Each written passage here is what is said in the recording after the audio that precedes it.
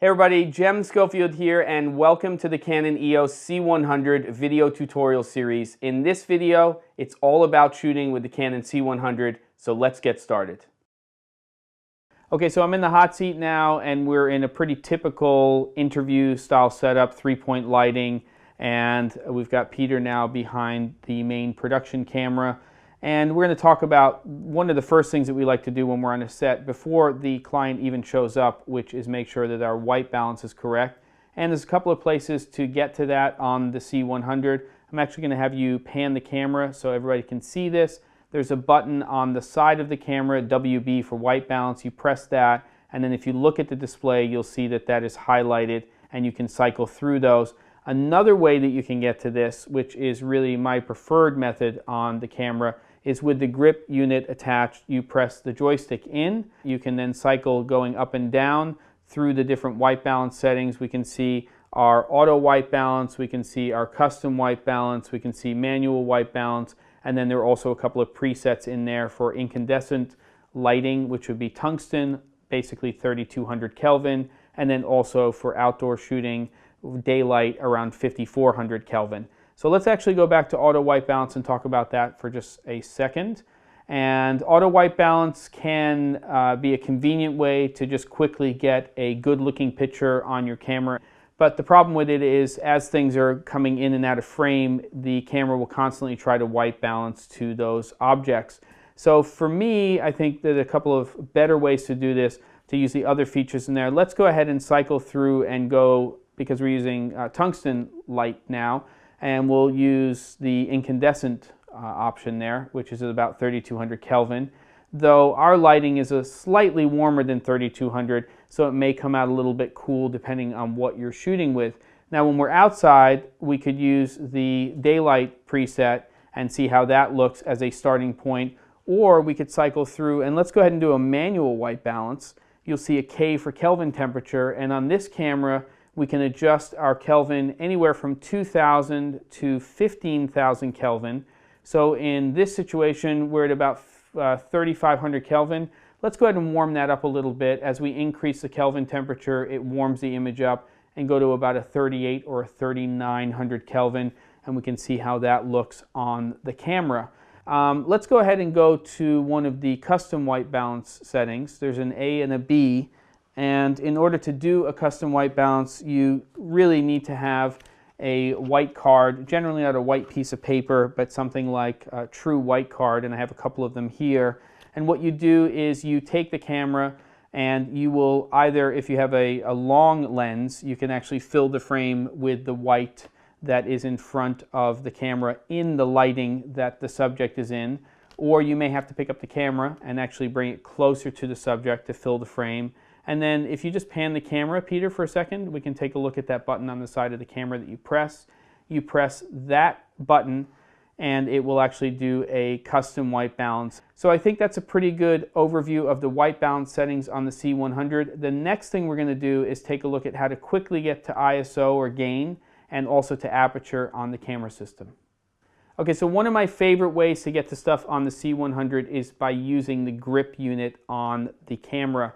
And I'm actually going to have Peter go over and press the joystick, and if you just hit the right arrow and cycle through the options that we have there, you can see that we can cycle from white balance. We can go from white balance to our ISO or gain settings depending on how we have it set up in our menu system, and then we can also go and change our shutter very quickly. Let's go over to ISO right now because this is something you're going to be doing with the camera on a very, very regular basis, and let's increase the ISO to 5000 just so that we can see a change there. Obviously it's going to be overexposed, and in order to get back to where we need to be, we'll have to change our aperture.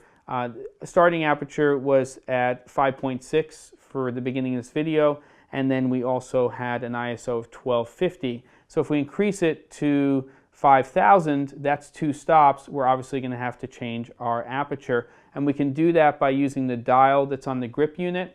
Let's go ahead and open that back up to a 5.6, and we can drop our ISO down to 1250 again, and then we should be fine. Let's say, for instance, we were shooting an interview with somebody who moved around a lot. They were, very animated when they were doing things. Well, a 5.6 is a good starting point when you're shooting with a large sensor camera, standard interview setup, but we wanted to just make sure we had a little bit of a deeper depth of field. Let's go ahead and change our ISO to 2500, and that's a full stop difference. So now we're going to stop down the camera by a stop on aperture, so we go to an f8. And then now we get a little bit more leeway in terms of that subject being able to move around in the frame. Now I want to talk to you about some very special features on the C100, one-shot AF and push auto iris. Let's actually take a look at one-shot AF first. I'm going to have you pan the camera, and in order to use this feature on the camera system, you have to make sure that the AF is turned on your lens. So we're going to turn that on, and I should be out of focus right now, but there is a button at the front of the camera, the front left side of the camera, and you just hold that button in. You don't let go, and then all of a sudden that white box is going to turn green, and that means that you have critical focus. Let's go ahead and throw the lens out of focus again. We'll just take a look at that one more time. In fact, can you pan the camera over so we can see where that button is on the front there? You'll see that that's the one-shot AF button. And let's go ahead and pan back. We will hold down that button. You'll see the white box on the display, and then it'll settle in. And then as soon as it's green, you have critical focus. That's one-shot AF. So now let's take a look at the push auto iris feature. Actually, let's have you stop down the camera to, I don't know, an F11 or something like that, and pan the camera so everybody can see where this button is. It's on the side of the camera body, and we are now going to press that once we're on the subject and see that it will go ahead and adjust the iris for the exposure there. And of course, you know, this is used in conjunction with the light metering modes on the camera system, and you're going to adjust this to your taste. Sometimes you'll find that when you're using something like push auto iris that it's right where you want it to be, or you could use it as a starting point and then just reach over there and make a minor adjustment by 1/3 of a stop if you needed to, in order to get the exposure to where you wanted it to be for your shot. So now we're going to talk about the ND filters on the Canon EOS C100. Great feature, especially considering the size of this camera body. I mean, this little camera body here is so small, and we actually have 3 stages of ND when we're using the camera. But we basically have ND1, which is 2 stops of ND. We can go to the second stage, that is 4 stops of ND. And then we can go to the next stage, and that is 6 stops of ND. And then if we go and rotate it one more time, we go back to no ND at all. Now the purpose of ND, of course, is to cut the amount of light that is coming into the camera so that you can control your aperture. Most of the time we're using ND in exterior locations, so let's take a look at how we might use that outside, where there's so much light coming into the camera that even if you're shooting at an ISO of 850 on the camera system, you need to stop down, and you've got such a deep depth of field, and what you want to be able to do is you want to get a shallower depth of field.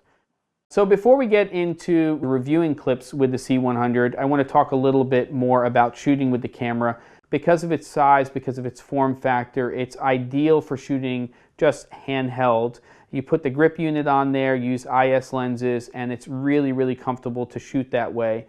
But it's also ideal because it's so lightweight and so compact to use with sliders, handheld rigs, shoulder-mounted rigs, jibs, and of course monopods and tripod systems. So in terms of reviewing your clips when you're using the C100, there's a couple of ways we can do that. If you want to keep the camera in the camera mode and you want to review the last clip that you shot, that's very easy to do. I'm going to actually have you pan the camera so everybody can see this, and there's a button on the back of the camera. You can press that and it will actually play back that clip. Now it's doing it without sound. It's letting you review picture, but you can actually see that last take in its entirety if you want, and that will give you an idea of what that take looked like. And if you're pushing that to a larger external monitor, you can make sure that your focus is tack sharp and that you don't have anything in terms of soft focus.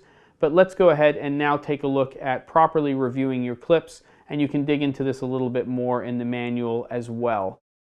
Okay, so now we're going to take the C100 out of camera and we're going to select media. So I'm going to have you go to the side of the camera there and turn the dial, and there you are on media. It's going to reboot into the media mode of the camera system.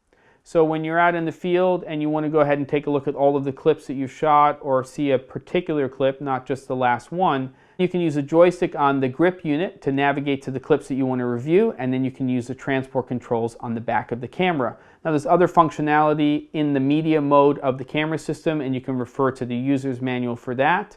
So there you have it. That's an overview of shooting with the Canon EOS C100 camera system, both in this type of environment and out in the field. So easy to use, incredibly versatile camera system. Go out and shoot something and enjoy.